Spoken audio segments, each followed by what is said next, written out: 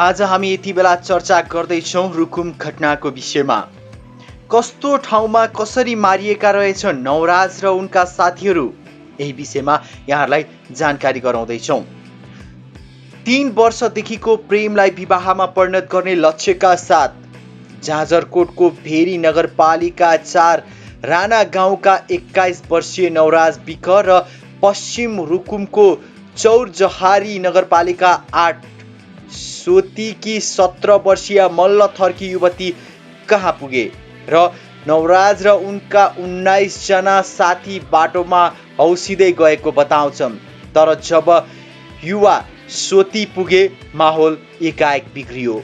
कथित दलित समुदायका नवराज र ठकुरी समुदायकी ती युवतीको जात नमिले पनि उनीहरू विवाह बन्धनमा बाँधिन चाहन्थे। तर नवराजका आमा बाबालाई भने अन्तर्जातीय विवाह मन परेको थिएन।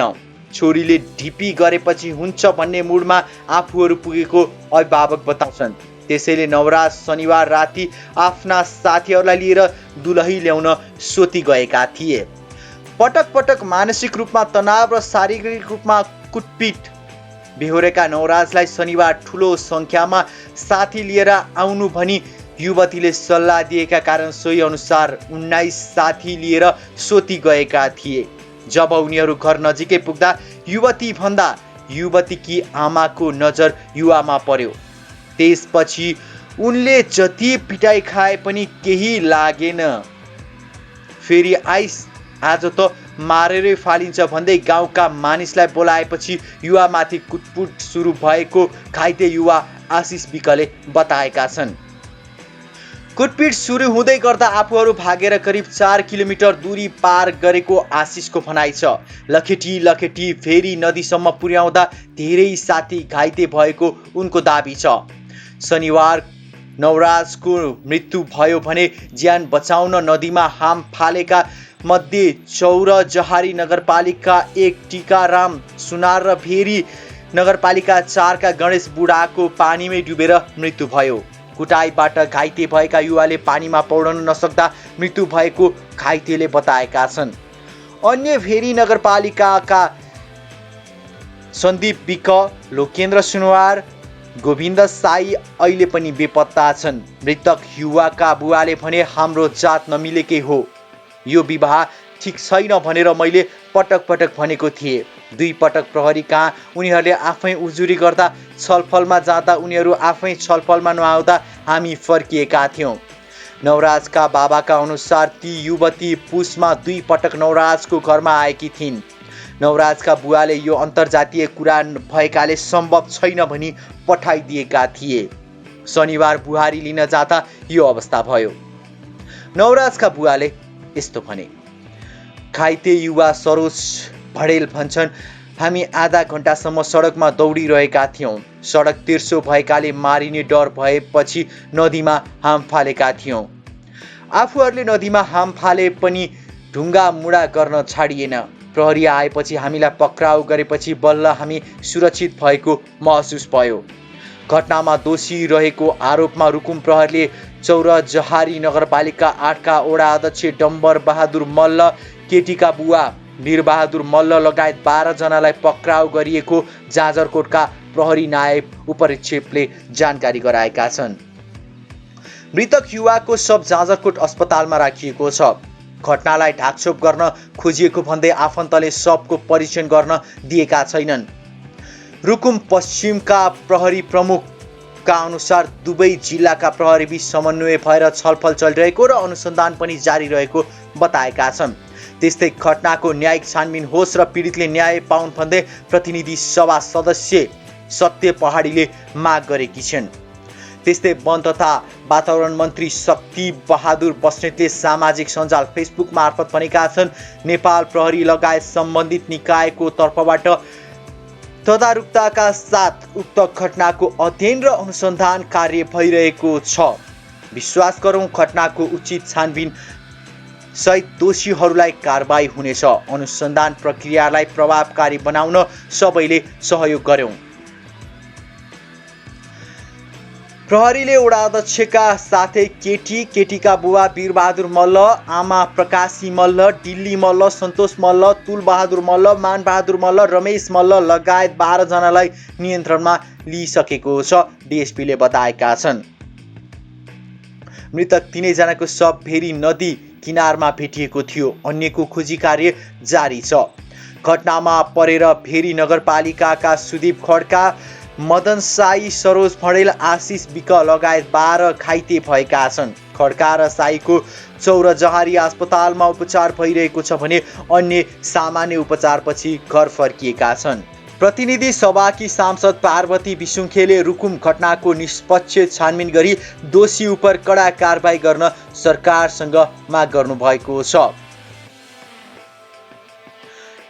यसरी नै जातीय भेदभाव तथा छुवाछुतका घटना बढ्दै जाने हो भने संवैधानिक व्यवस्था भएको र संयुक्त राष्ट्र सङ्घको पक्ष राष्ट्र भएको यो राष्ट्रले महँगो मूल्य चुकाउनु पर्ने अवस्थालाई दृष्टिगत गर्दै जातीय छुवाछुतको सवालमा शून्य सहनशीलता प्रभावकारी रूपमा कार्यान्वयन गरियोस् भनी सम्बन्धित निकायको ध्यानाकर्षण गराउँदछु भन्दै विज्ञप्तिमा भनिएको छ। शनिबार रुकुम पश्चिम चौरजहारी नगरपालिका 8 सोती निवासी सुषमा मल्लसँग नवराज विश्वकर्माले अन्तर्जातीय प्रेम सम्बन्ध भएको र विवाहका लागि साथीहरू लिएर केटीको घरमा जाँदै गर्दा स्थानीय गाउँलेको कुटाइबाट नवराज र टिकारामको मृत्यु भएको थियो। त्यसैगरी नेपाल दलित मुक्ति सङ्गठनले पनि विज्ञप्ति जारी गरी दोषीलाई हदैसम्मको कानुनी कारबाही गर्न, मृतक नवराज विक र टिकाराम विकलाई सांस्कृतिक सहित घोषणा गर्न र पीडित परिवारलाई उचित क्षतिपूर्ति उपलब्ध गराउन सरकार समक्ष जोरदार माग गरिएको छ। नेपालको कानुनले जातीय आधारमा छुवाछुतलाई दण्डनीय अपराध भनेको 57 वर्ष भएको छ। मुलुकी ऐन 2020ले नै छुवाछुतलाई दण्डनीय भनेको छ। कानुनी रूपमा मात्र होइन, व्यवहारमा पनि अब छुवाछुतको व्यवहार हुने छैन भनेर संसदले 21 जेठ 2063 मा नेपाल छुवाछुत मुक्त राष्ट्र घोषणा गरेको थियो। प्रत्येक व्यक्तिको अधिकार, मानवीय मर्यादा समान हुने प्रत्याभूति देशको कानुनले गरेको छ। तर अन्तर्जातीय प्रेम विवाह गर्न जाजरकोटबाट पश्चिम रुकुम आएका युवा र उनको लास मात्र होइन, मानवीय संवेदना पनि भेरी नदीमा बगेको छ। गाउँलेले ढुङ्गा मुडा गरेर लखेटेपछि ज्यान जोगाउन भेरी नदीमा हाम फालेका 3 जनाको शव फेला परेको छ। 3 जना अझै बेपत्ता छन्। रुकुमको चौरजहारी नगरपालिका 8 सोतीमा कथित माथिल्लो जातकी युवतीसँग प्रेम विवाह गर्न जाजरकोटबाट आएका दलित युवा र उनका साथीहरूको समूहलाई स्थानीयले अन्धाधुन्ध आक्रमण गरेका थिए। नदीमा हाम फालेर पनि गाउँलेले ढुङ्गा मुडा प्रहार गरेपछि साथीहरू डुबेका र उनका साथीहरू जो अहिले घाइते छन् उनीहरूले बताएका छन्। जाजरकोटको भेरी नगरपालिका 4 राणा गाउँ निवासी 21 वर्षीय नवराज विक प्रेमिकासँग विवाह गर्न 19 जना साथीसहित शनिबार अपराह्न करिब 5 बजे रुकुमको चौरजहारी पुगेका थिए। घटना यहाँहरूले सुनिसक्नु भएको छ। यो घटना सुनिसकेपछि तपाईलाई के लाग्छ? अझै पनि छुवाछुत यो एउटा यस्तो विडम्बना बनेको छ।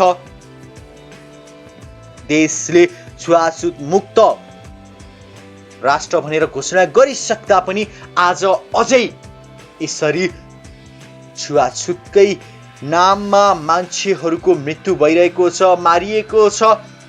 यसरी घटनाहरू घटिरहेका छन्। साँच्चै के दलित अथवा माथिल्लो जात अनि जातपातका कुरा गर्न सुहाउँछ? जात मात्र दुईटा हुन्छ, लोग्ने मान्छे र स्वास्नी मान्छे। रगत सबैको रातै आउँछ।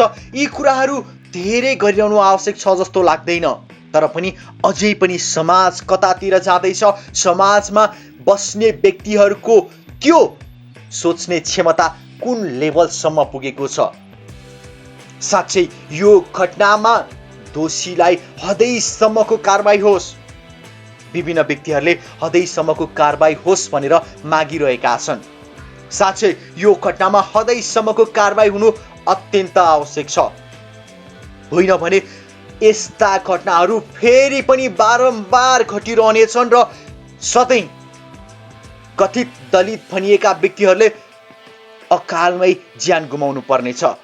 त्यसैले पनि यो समय भनेको छानबिन गरेर सत्य तथ्य जस्ताको तस्तै छानबिन गरेर दोषीलाई कारबाही गर्नुपर्ने समय हो र कारबाही हुनेछ, हामी आशा गर्न सक्छौँ।